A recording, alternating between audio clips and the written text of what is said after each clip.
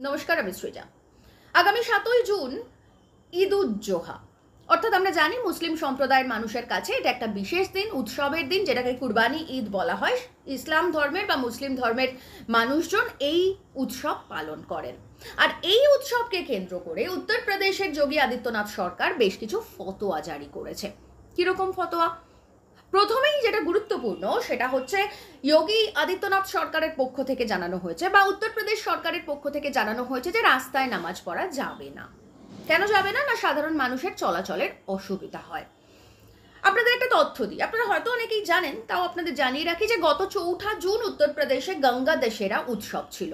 সেখানে প্রায় 30 ঘন্টা গোটা উত্তরপ্রদেশ জুড়ে, বিশেষ করে কনৌজে, বড় গাড়ি নিষিদ্ধ করা হয়েছিল। মানে বড় গাড়ি চলাচল রাস্তা দিয়ে নিষিদ্ধ করা হয়েছিল প্রশাসনের পক্ষ থেকে, এবং গোটা রাস্তা জুড়ে উৎসব পালন করেছিলেন সাধারণ মানুষ।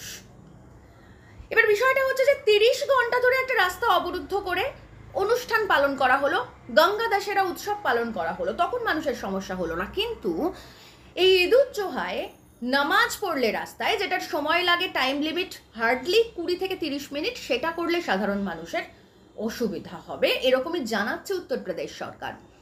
না, এরকম না যে নামাজ রাস্তায় পড়তে হবে, এরকম কোনো রুলস মুসলিম ধর্মের সম্প্রদায়ের মানুষদের কাছে রয়েছে। আসলে এই যে মসজিদগুলো, মসজিদের ভিতরে ঈদগাহ বলে একটা বিশেষ জায়গা থাকে, যেখানে বিশেষ অনুষ্ঠানের দিন নামাজ পড়া হয়। কিন্তু কি হয়, বিশেষ অনুষ্ঠান বা বিশেষ উৎসব হলে অনেক বেশি মানুষ আসেন নামাজ পড়তে, খুব স্বাভাবিকভাবে তখন সেই জায়গার সংকুলান হয় না, সেই কারণের জন্য রাস্তায় নামাজ পড়তে হয় বা রাস্তায় নামাজ পড়ার এই সিস্টেমটা করা হয়েছে। কিন্তু প্রশ্ন হচ্ছে, যদি 20-30 মিনিটের জন্য এত অসুবিধা হয় মানুষের, সেক্ষেত্রে গঙ্গা দশেরা উৎসব মাত্র কয়েকটা দিন আগে যেটা পালন করা হলো, 30 ঘন্টা ধরে রাস্তা আটকে, তখন মানুষের অসুবিধা হলো না কেন? এই ফ্যাসিজম কেন? আর শুধুমাত্র তো সেটা নয়, এমনকি হুমকি দেওয়া হয়েছে প্রশাসনের তরফ থেকে, যদি কেউ রাস্তায় নামাজ পড়ে সেক্ষেত্রে তাকে আগামীতে পাসপোর্ট ইস্যু করা হবে না। কেন এই ফ্যাসিবাদ? কেন এই ফ্যাসিজম? শুধুমাত্র এই ঈদকে কেন্দ্র করে নয়, মাত্র কয়েক মাস আগে আমরা দেখেছি যে হোলি উৎসব উপলক্ষে উত্তরপ্রদেশের সমস্ত মসজিদকে কাপড় দিয়ে ঢেকে দেওয়া হয়েছিল। কারণ আমরা জানি এই যে হোলি বা দোল যে দিনে পড়েছিল সেটা ছিল জুম্মাবার। সেদিন বেশিরভাগ মানুষ, মুসলিম সম্প্রদায়ের বেশিরভাগ মানুষ মসজিদে যান নামাজ পড়তে, যাতে সেই নামাজকে আটকানো যায় সেই কারণের জন্য মসজিদগুলোকে ঢেকে দেওয়া হয়েছিল সাদা কাপড়ে। অথচ আশ্চর্যের বিষয় যে অন্যান্য কোনো উৎসবে কিন্তু মন্দিরগুলোকে ঢাকা হয় না। এই যে ঈদ সামনে, তখন কিন্তু মন্দিরকে ঢাকা হয় না, কিন্তু মসজিদগুলোকে ঢেকে দেওয়া হয়। কেন হচ্ছে এত ফ্যাসিজম গোটা দেশ জুড়ে? এই গত 10 বছর ধরে কোন ফ্যাসিবাদী সরকারকে প্রতিষ্ঠা করেছি আমরা? কোন ফ্যাসিবাদী সরকার আমাদের দেশটা চালাচ্ছে? এখানেই উঠছে প্রশ্ন।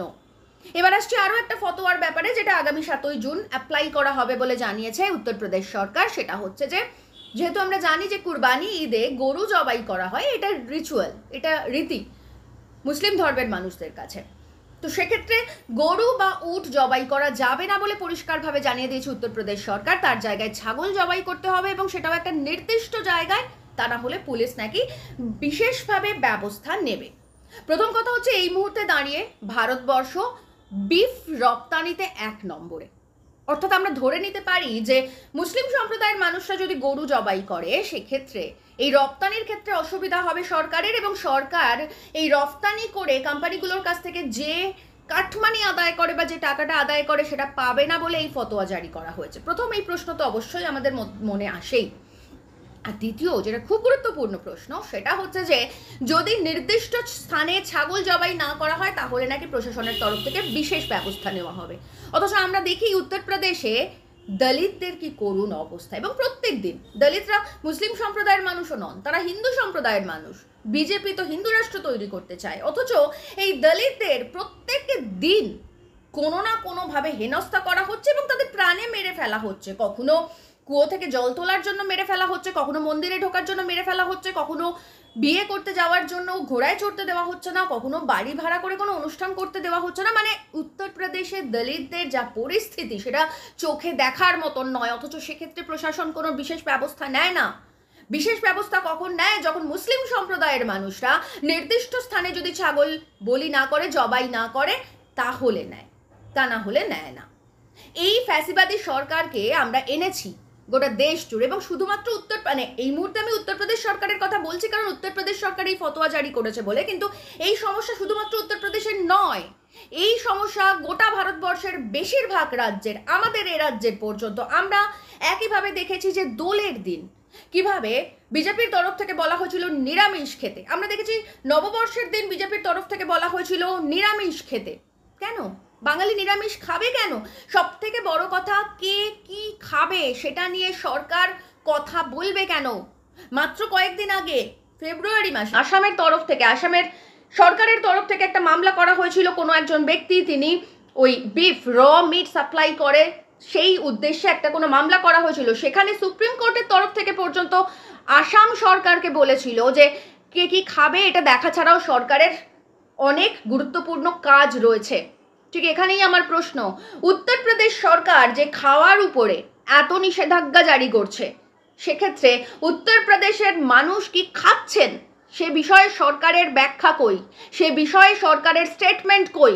এই মুহূর্তে দাঁড়িয়ে গোটা দেশে উত্তরপ্রদেশ হাঙ্গার ইন্ডেক্সে 27.3 এবং জানানো হচ্ছে, হাঙ্গার ইন্ডেক্সের তরফ থেকে জানানো হচ্ছে যে সেখানকার বেশিরভাগ শিশু অপুষ্টিতে ভুগছে, বেশিরভাগ মানুষ না খেয়ে থাকছেন। গোটা ভারতবর্ষে এই মুহূর্তে, গোটা পৃথিবীতে এই মুহূর্তে ভারতবর্ষ 105 নম্বরে, আর উত্তরপ্রদেশ গোটা ভারতবর্ষের 27.3 নম্বরে। চেক করে নেবেন হাঙ্গার ইন্ডেক্স, তাহলে দেখতে পাবেন। তো সেক্ষেত্রে সরকার যদি সারাদিন কে কি খাবে সেই দিকেই মন দেয়, তাহলে কে খেতে পাচ্ছে না, কে খাচ্ছে না, কার খাবার জুটছে না, এই দিকে মনটা কে দেবে? এইটা দেখার দায়িত্ব কার? যদি সরকার সারাদিন লোকের খাওয়ার পিছনে পড়ে থাকে, তাহলে না খেতে পাওয়া মানুষদের কথা ভাববে কে? আর এখানেই উঠছে প্রশ্ন। আমার মনে হয় গোটা দেশের মানুষের এই বিষয়গুলো নিয়ে এবার ভাবনা চিন্তা করার সময় এসেছে। গোটা দেশের মানুষকে এই বিষয়গুলো নিয়ে ভাবতে হবে এবং বুঝতে হবে যে সমস্যাটা কোথায়। এভাবেই যদি ফ্যাসিবাদ চলতে থাকে, তাহলে একটু একটু করে আমরা আমাদের ভারতবর্ষের যে চিরন্তন সার্বভৌমত্ব, যে ধর্মনিরপেক্ষতা, সেটা হারিয়ে ফেলবো। বিজেপি যা চায় সেই উদ্দেশ্যেই সফল হয়ে যাবে, এবং আমরা যারা ভারতবর্ষের মানুষ, যারা সর্বধর্ম সমন্বয়ে বিশ্বাসী, যারা মিলেমিশে থাকতে চাই, এবং সব থেকে গুরুত্বপূর্ণ হচ্ছে যে কে কি খাচ্ছে, কে কি পড়ছে, কে কোথায় যাচ্ছে, কে কোথায় ঘুমোচ্ছে, কে কোথায় উঠছে, এগুলো নয়। আসল প্রশ্ন হচ্ছে মানুষের হাতে কাজ চাই, মানুষের হাতে টাকা চাই, পেটে ভাত চাই, মাথায় ছাদ চাই, যে আসল রাজনৈতিক ইস্যু। আসুন আমরা সেই বিষয়গুলো নিয়ে কথা বলি, আমাদের সেই বিষয়গুলো নিয়ে আলোচনা হোক। এখনো যদি আমরা সচেতন না হই, তাহলে কিন্তু ভারতবর্ষ আগামী দিনে অনেক বড় বিপদের মুখে পড়তে চলেছে।